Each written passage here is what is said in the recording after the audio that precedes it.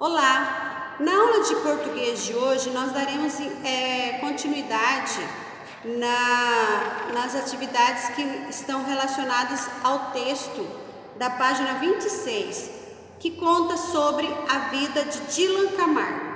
Aqui ele fez uma autobiografia. O que é uma autobiografia?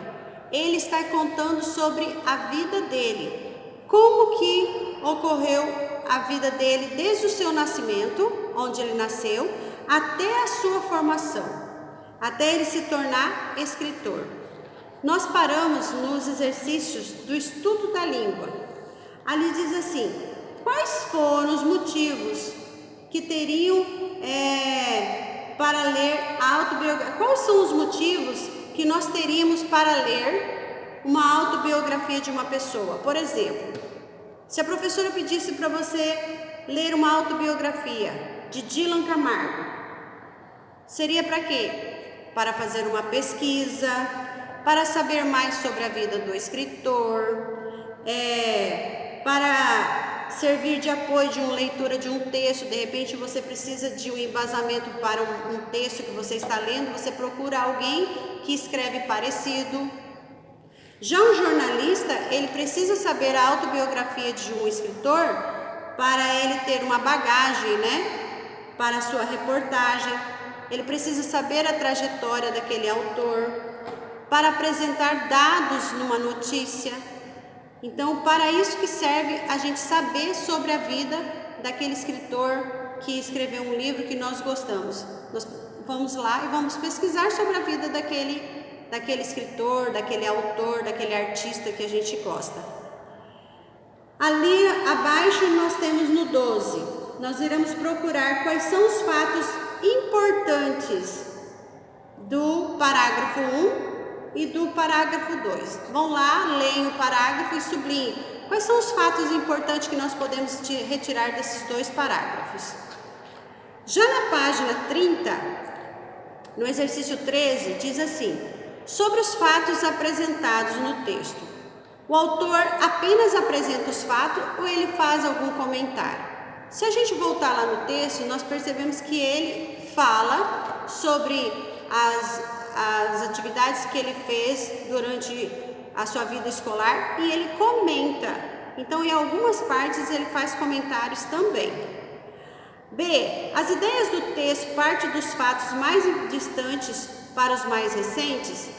Bom, ele conta a vida dele passada até chegar à vida presente. Então, dos fatos mais distantes até os fatos mais recentes. Como que nós descobrimos isso? Tem palavrinhas lá no texto que mostram que aquele texto está relacionado ao passado, que são os verbos.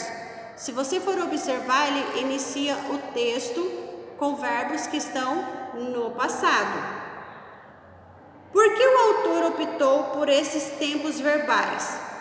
Para valorizar a lembrança que o autor tinha da vida dele quando ele era pequeno, na sua infância e no decorrer da sua juventude.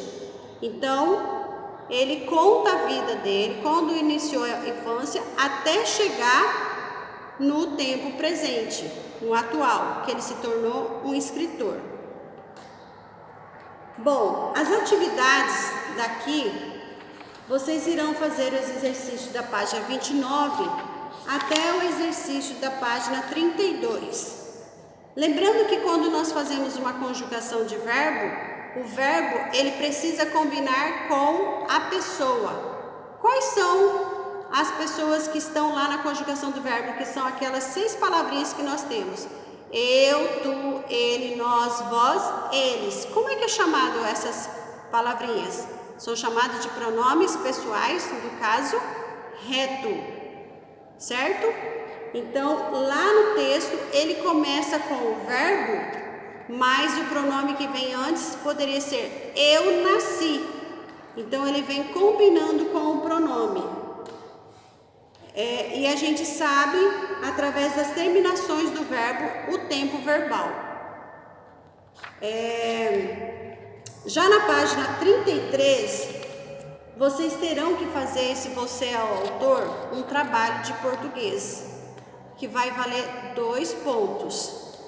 Vocês terão que produzir uma autobiografia da sua vida, desde quando você nasceu até o período escolar que você está agora, no 5º ano. E aí você irá fazer no seu caderno e poderá colar algumas fotos de sequências da sua vida, da sua trajetória, de bebezinho, quando você nasceu, depois um pouquinho maiorzinho e de agora. Não precisa colar, passa uma fitinha lá, faz a sua autobiografia contando a sua história e envia para a professora no caderno de português. Escreve lá na página 33, atividade desenvolvida no caderno. Vale 2 pontos, gente. Esse trabalhinho de vocês precisa chegar até a professora, ok? Ou vocês pedem para a mamãe trazer o caderno para a prof olhar e vistar, tá? Ou vocês mandam a foto, ok? Mas essa tarefinha precisa chegar até a prof para a prof poder registrar a notinha de vocês. E aí, continuem fazendo os exercícios, respondam e depois faz a correção que vai estar postada lá as respostinhas lá no arquivo, no Eclass, tá? Essa é a nossa aula de língua portuguesa de hoje.